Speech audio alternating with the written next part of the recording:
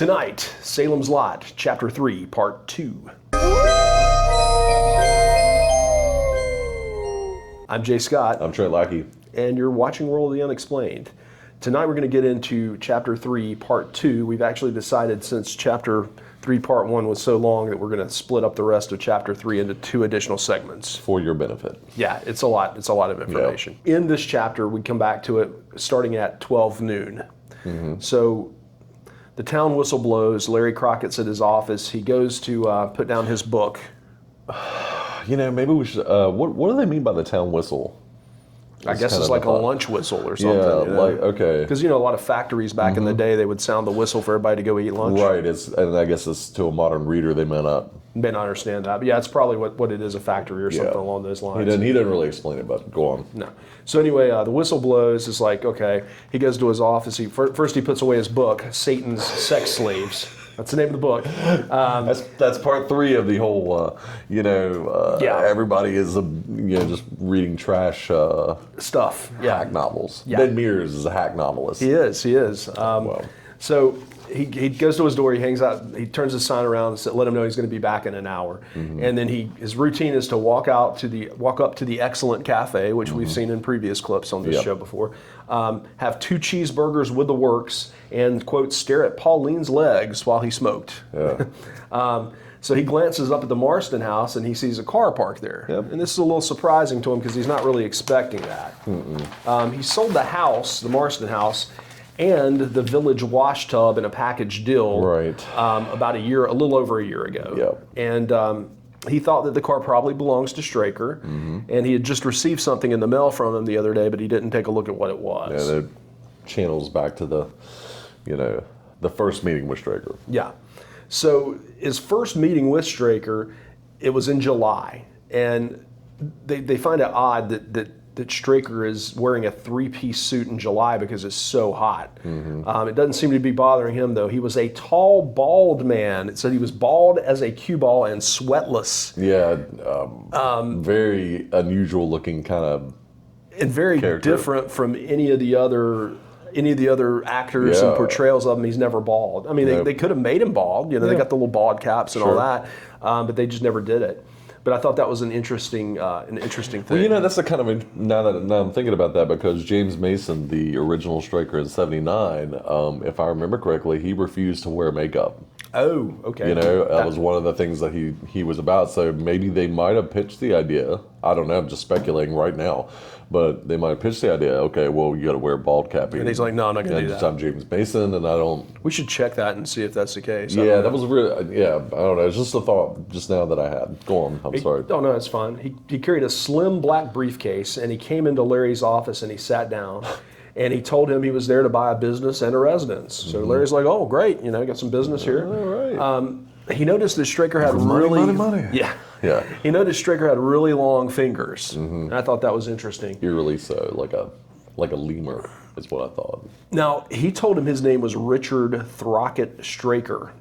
And I know it varies in the movies. There's different names that he uses. We can, R.T. Straker, R.K. Straker, maybe. I think I don't remember. Yeah. We can put them at the bottom of the screen here to let people know once we do that research. But he said he wanted to buy the old laundromat in the Marston house, and he was authorized to pay $1 for it. And that's curious, right? Because of Hubie Marston's weird thing with the Saturday Evening Post. Yeah. It's immediately what made me think of it. That's true. I didn't think about the $1 bills taped in every page. Very, very, almost ceremonially. Well, I think this is just, the dollar for, this is like a straw man deal. You've got something there, some kind of consideration. Oh, yeah, I see what you're saying, yeah. But he then gave him some papers, and he said, these are... he said, it's going to be better if you just read these. It's going to take less time if you read this than I sit here and try to explain to you what these say. Almost like a condescending... Yeah, it's very condescending.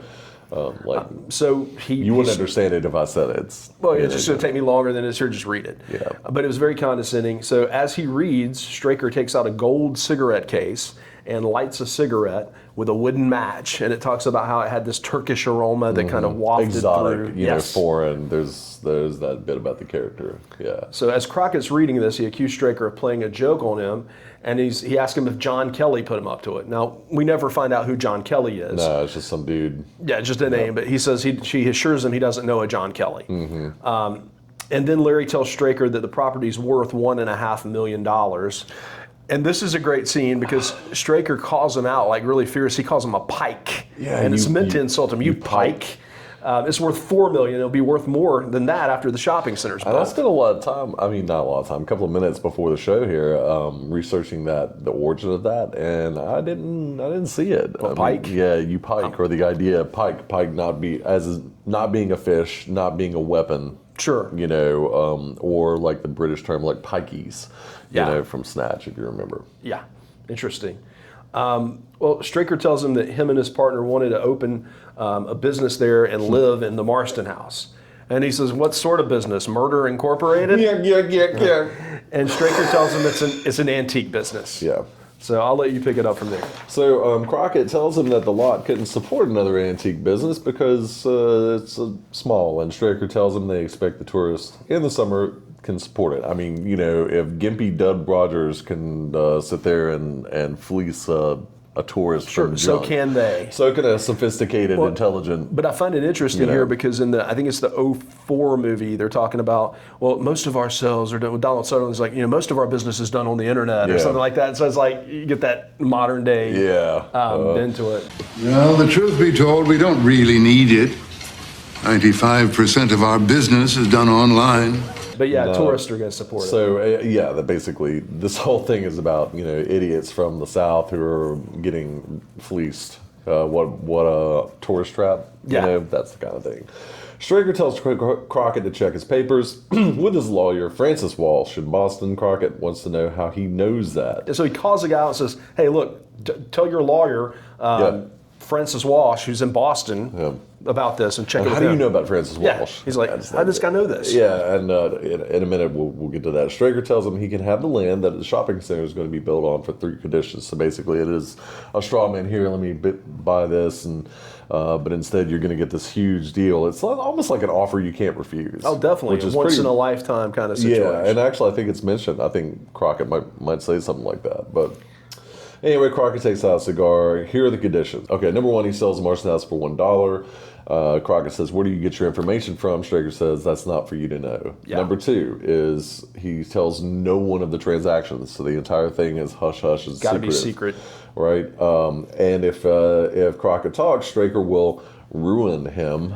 and I mean, the thing is, like, the guy comes in, he doesn't say hello. He sits down, holds a briefcase. He's sweatless and bald. Long smoking, fingers. Super long fingers. Super condescending. I mean, super condescending. And then he just sits down and it's like, oh, well, we're not, or I will ruin you. And I'll it's ruin you. The whole thing is clearly intimidation. And he talks about how that when he said that to him, just the thought, it bothered him really bad, just the way he said it. Straker was capable of doing that, a man of power and malevolence. But anyway, number three, the house will need renovations that his partner will make himself. So he will need laborers to bring certain things to the house and the shop and not speak of these services. This part is probably the most important bit of everything from the book because it leads into the picking up the box with Barlow. Yeah. Mm-hmm. Larry will pay for all these services and keep the invoices and bills to be reimbursed. So he's got to front the money, but Larry's got it because he's a rich guy. And this is an interesting bit too. It's Continental Land and Realty is like the dummy corporation in the chemical building in New York City. And basically, it's just an empty flat. There's nothing there. So I think he says had like 2 file cabinets or 1 file cabinet. And, and one with empty. That's empty. So it's a completely empty building, but it's a front. It's a front. Yeah. It's Straker and Barlow's front. Anyway, Larry tells him he has 2 conditions. So number 1, the papers have to check out. These have to check out. Second, if they were doing anything illegal up there, he didn't want anybody to know about it. He didn't want to know about it. They were doing anything illegal. And then, of course, I can't remember what Straker's reaction to that Straker was. Laughed. He burst out laughing. It's almost like that scene in '04 where Dud meets Barlow, and it's like this sort of inside joke amongst themselves. Oh, you know? Oh, I'm not doing anything criminal. Yeah. You know? Anyway, so almost a year has passed. By the spring, we'd come back to modern day, and Crockett almost forgot about the agreement. And then Ben Mears shows up asking if the Marston house was available to rent. So it's very interesting, the fact that... Interesting timing. Yeah, timing, right. The fact that Straker and Barlow show up just at the same time that Ben Mears almost randomly, out of nowhere, just decides to randomly show up. And the fact that they both happen to coincide at the same time. Anyway, so the mail he had received from Straker was a poster for the window in the antique store. He got Royal Snow to put it up. If you notice in 24, it's different. It is. From that clip.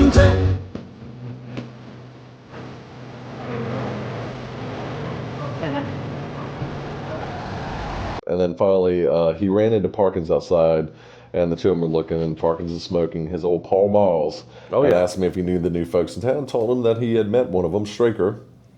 Then he and Parkins walked into the excellent cafe together to look at Paula's legs. And eat lunch. And eat lunch. Was it Paula? Yeah. Pauline. So then we get to 1 p.m. Susan went into Babs Beauty Boutique, ran by Babs Griffin. You'll notice that name. She is the sister of the Griffin boys, and apparently she owns a hair salon. The non-existent hair salon it's in the book. Yeah, it's not in the book at all. Related to the movies non-existent dairy farmers. Exactly. Yeah, they're only in the book, folks. Only in the book. She told her she wanted her hair done. Yeah. She said basically. So she told her she wanted her hair done like she hadn't even been there. Yeah, like I don't want to look dolled up. Yeah, she wants it to look natural. So then we go to 3 p.m. Bonnie Sawyer is on her bed. Bonnie. Yeah, Boom Boom Bonnie. She's on her bed at her home in Deep Cut Road. Which you remember is where Billy Smith and Laverne Drube had gotten that drunk driving accident. I did not, but that's good. So her husband, in this case, his name is Reg, and he is a mechanic at Jim Smith's Pontiac in Buxton.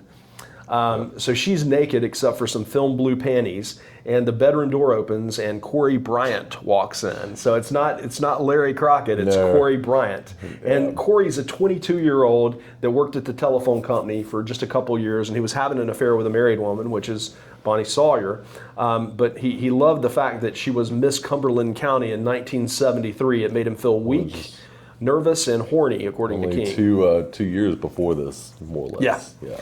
He asked her when he walked in if it was okay, to which she basically said that if it wasn't okay, he would have a hole in his head big enough to watch TV through. And also, I don't know, I didn't read this bit, but it's obvious. It seems to me that obviously maybe he's walking in just wearing his boots and his utility belt and nothing else. Is what I didn't see it that way. It's what I felt like. Just like, oh, you're cute, and like basically he's dressing up for her to be.